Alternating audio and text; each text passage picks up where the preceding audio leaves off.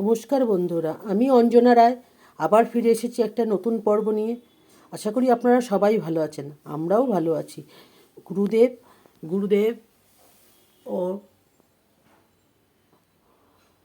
গুরুদেব আমার বড় মা রাধা গোবিন্দর দয়ায় আমরা সবাই ভালো আছি। আজকে একটা পুণ্যতিথি, রাস পূর্ণিমা। আপনারা সবাই জানেন, সবাইয়ের ঘরেই কিছু না কিছুভাবে আজকে পুজো হচ্ছে।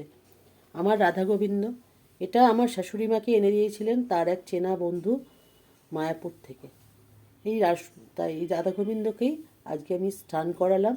স্নান করিয়ে নতুন কাপড় জামা পরিয়ে আসনে স্থাপন করলাম। এইভাবেই শুরু হলো আমার রাস পূর্ণিমার দিনটা।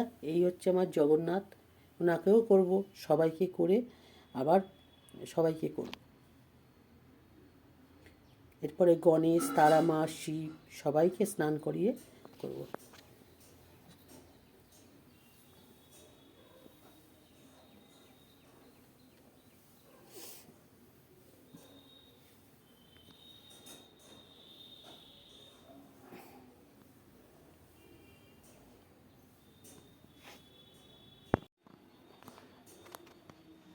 যাকে প্রথমেই দেখানোর দরকার ছিল আমার গোপাল সোনাকে।